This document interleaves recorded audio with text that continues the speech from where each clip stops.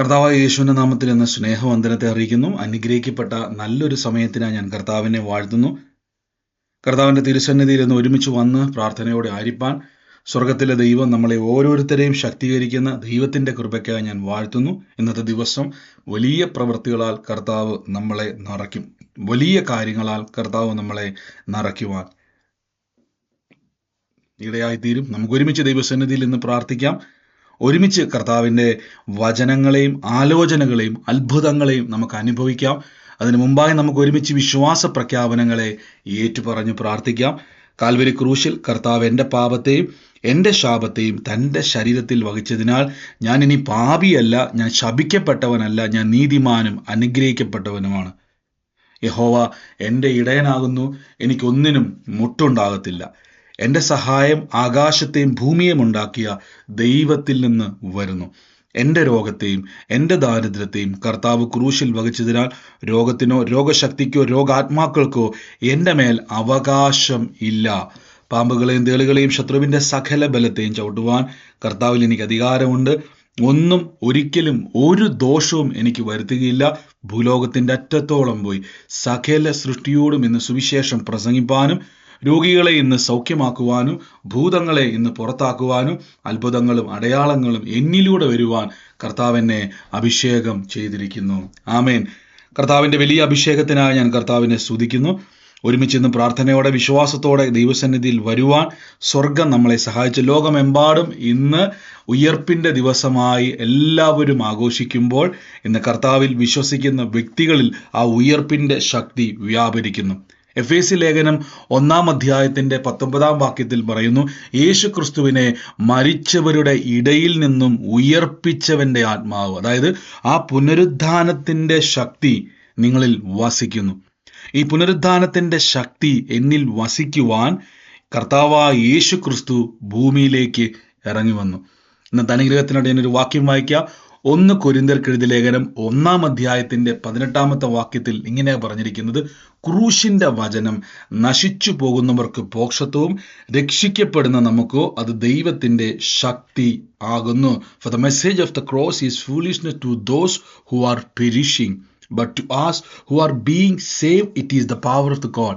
ദൈവത്തിൻ്റെ ശക്തിയെ പ്രദർശിപ്പിക്കുന്ന, അവിടെ ആ വാക്യം നിങ്ങൾ നോക്കിയേ, For the message of the cross is foolishness to those who are perishing. നശിച്ചു പോകുന്നവർക്ക് ഇത് ഭോഷത്വമാണ്. ആൾക്കാർ നോക്കുമ്പോൾ കർത്താവിൻ്റെ ക്രൂശിലേക്ക് നോക്കിക്കഴിഞ്ഞാൽ ആ കാലഘട്ടത്തിൽ റോമൻ ഗവൺമെൻറ് നടത്തുന്ന ഒരു ശിക്ഷയുടെ ഭാഗം മാത്രമാണ് യേശുക്രിസ്തുവിൻ്റെ ക്രൂശ്. സകല മനുഷ്യരും, ഞാൻ ചിന്തിക്കുകയാണ്, ഗോൽഗോത്തയിലൂടെ പോയ സകല മനുഷ്യരും നോക്കുമ്പോൾ അവർക്കിത് കോമൺ ആയിരിക്കും. കാര്യം അനേകരെ റോമൻ ഗവൺമെൻറ് ക്രൂശിച്ചു കൊല്ലാറുണ്ട്, അനേകരെ മരത്തിന്മേൽ തറച്ചു കൊല്ലാറുണ്ട്. അതേപോലെ ഒരു മരണം അവിടെ നടക്കുന്നു എന്ന് അതിലെ പോയ മനുഷ്യർ, കണ്ട മനുഷ്യർ, ആളുകൾ ചിന്തിച്ചു കാണും, അങ്ങനെ ഒരു മരണമായിരിക്കും യേശുവിൻ്റെ മരണം. കണ്ടു നിന്ന് പലരും പറഞ്ഞു കാണും, ഒത്തിരി അത്ഭുതങ്ങൾ ചെയ്തയാളാണ്, പക്ഷെ ഇപ്പോൾ മരണം എല്ലാവരെയും കീഴ്പ്പെടുത്തി. നമ്മൾ കോമൺ ആയിട്ട് പറയുന്ന ചില വാക്കുകളിൽ ഏത് മനുഷ്യനെയും മരണം ഒടുവിൽ കീഴ്പ്പെടുത്തുമെന്ന്. അങ്ങനെ പലരും ചിന്തിച്ചു കാണും, എല്ലാവരെയും കീഴ്പ്പെടുത്തുന്നത് പോലെ യേശുക്രിസ്തുവിനെ മരണം കീഴ്പ്പെടുത്തി. വചനം പറയുന്നു, For the message of the cross is foolishness to those who are perishing. നശിച്ചു പോകുന്നവർക്ക് ഇതൊരു ഭോഷത്വമാണ്. നശിച്ചു പോകുന്നവർക്ക് ഇത് വലിയ കാര്യമല്ല. പക്ഷെ രക്ഷിക്കപ്പെടുന്ന നമുക്ക് ആ മൂന്നാണിമേൽ തറയ്ക്കപ്പെട്ടത് എൻ്റെ ജീവനാണ്.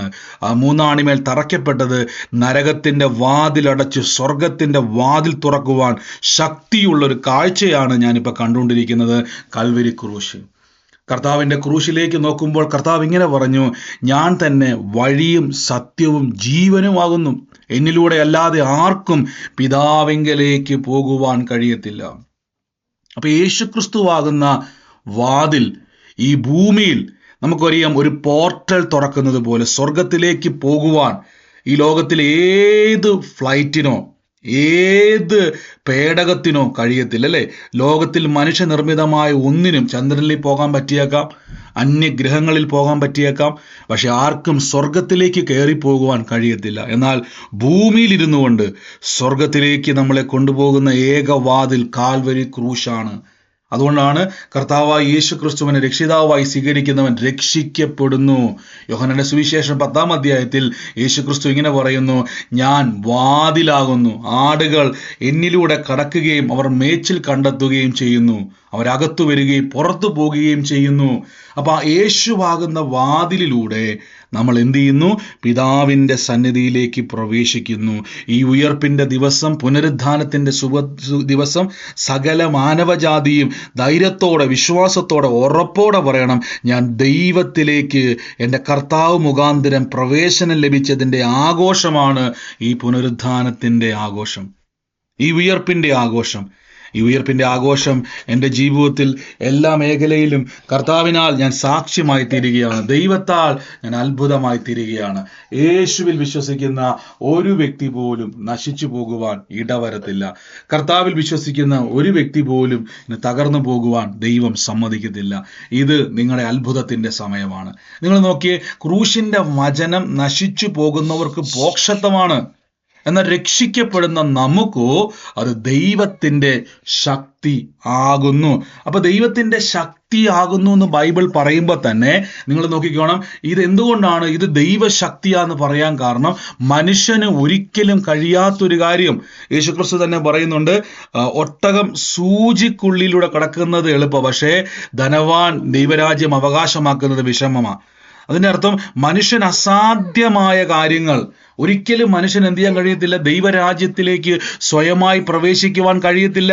ഒരിക്കലും ദൈവത്തിലേക്ക്, നിങ്ങൾക്കറിയാം, ഏതേൻ തോട്ടത്തിൽ വെച്ച് പാപനിമിത്തം മനുഷ്യന്റെ മുമ്പിൽ സകല വഴിയും അടഞ്ഞു, ദൈവത്തിൻ്റെ മുമ്പിലെ വഴി അടഞ്ഞു. അവരെ എന്ത് ചെയ്തു? ദൈവത്തിൻ്റെ സന്നിധിയിൽ നിന്നും, ഏതേൻ തോട്ടത്തിൽ നിന്നും അവരെ പുറത്താക്കി. അവർ ദൈവത്തിൽ നിന്ന് അകന്നുപോയി. ഇനി ഒരിക്കലും മനുഷ്യന് തിരിച്ച് ദൈവത്തിലേക്ക് സ്വയമായി കയറുവാൻ കഴിയത്തില്ല. ഇതറിഞ്ഞ കർത്താവ് സ്വന്തം പുത്രനെ, അല്ലെങ്കിൽ മനുഷ്യന്റെ രൂപത്തിൽ ഭൂമിയിലേക്ക് ഇറങ്ങി വന്നു. മാനവജാതിയുടെ രക്ഷകനായി യേശു ഭൂമിയിൽ പറന്നു.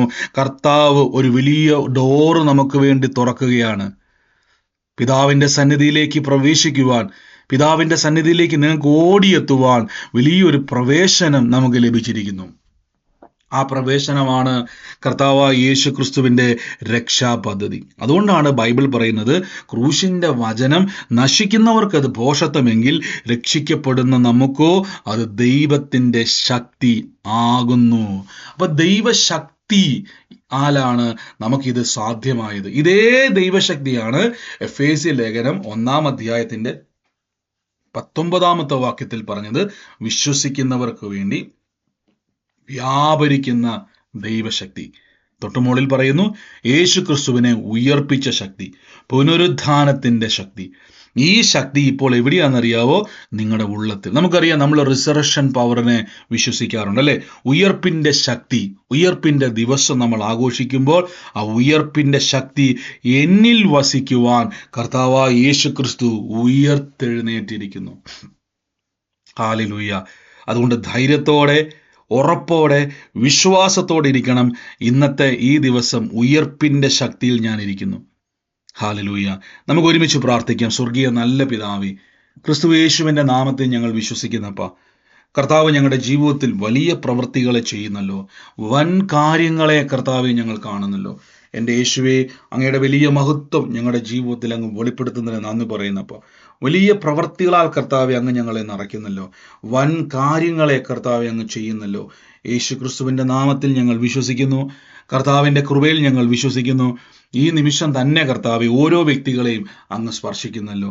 തകർന്ന അവസ്ഥയിലൂടെ കടന്നു പോകുന്നവർ, രോഗികളായി ഭാരപ്പെടുന്നവർ, ഇന്ന് കുടുംബത്തിൽ സമാധാനമില്ലാതെ അലയുന്നവർ, സന്തോഷമില്ലാതെ ഭാരപ്പെടുന്നവർ, തലമുറകളെ ഓർത്ത് ഭാരപ്പെടുന്നവർ, കുടുംബജീവിതത്തിൻ്റെ അകത്ത് സമാധാനമില്ലാതെ ഇടർച്ചകളിലൂടെ കടന്നു പോകുന്നവർ എന്നെ കേൾക്കുന്നുവെങ്കിൽ ആ സ്വന്തം കൈയെടുത്ത് സ്വന്തം ശരീരത്തിൽ വെച്ചാട്ടെ ഞാൻ യേശുവിൻ്റെ നാമത്തിൽ നിങ്ങൾക്ക് വേണ്ടി പ്രാർത്ഥിക്കാൻ വേണ്ടി പോകുന്നു.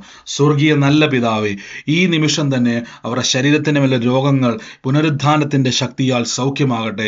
അവരുടെ വേദനകൾ ഇപ്പോൾ സൗഖ്യമാകട്ടെ. അവരുടെ കുടുംബ ജീവിതത്തിൻ്റെ അകത്ത് അവരെ അലട്ടുന്ന സകല ദുരാത്മാക്കളും യേശുവിൻ്റെ നാമത്തിൽ ആ ജീവിതം വിട്ട് മാറിപ്പോകട്ടെ.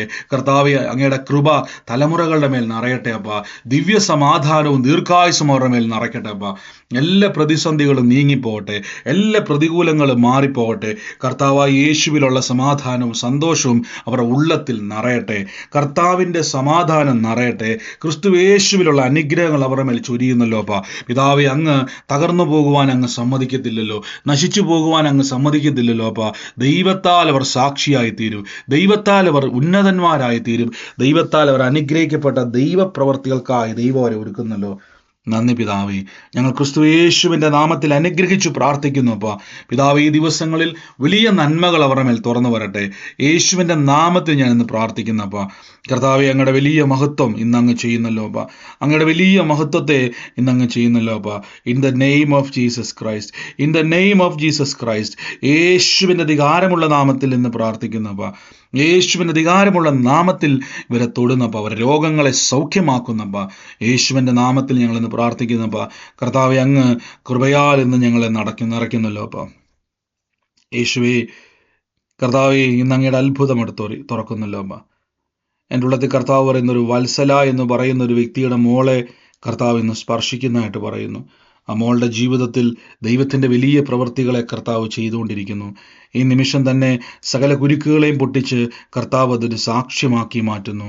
യേശുവേ നന്ദി കർത്താവേ. പരിശുദ്ധാത്മാവിൻ്റെ വലിയ കൃപ ഇന്ന് ചൊരിയുന്നല്ലപ്പാ.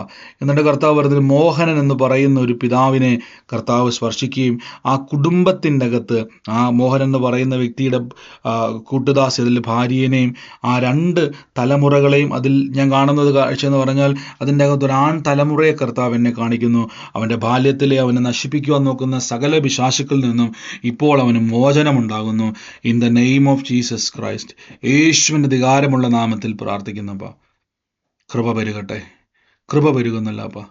അത്ഭുതകരമായ സാക്ഷ്യങ്ങൾക്ക് നന്ദി പറയുന്നപ്പ. അനർത്ഥം വിട്ടൊഴിയട്ടെ, അത്ഭുതങ്ങൾ നിറയട്ടെ. പ്രാർത്ഥിച്ചെന്ന് ബ്ലസ് ചെയ്യുന്നപ്പ. വഴികൾ തുറക്കുന്നതിന് നന്ദിയപ്പ, വാതിൽ തുറക്കുന്നതിന് നന്ദിയപ്പ. അനുഗ്രഹിച്ചെന്ന് പ്രാർത്ഥിക്കുന്നു യേശുവിൻ്റെ അധികാരമുള്ള നാമത്തിൽ തന്നെ.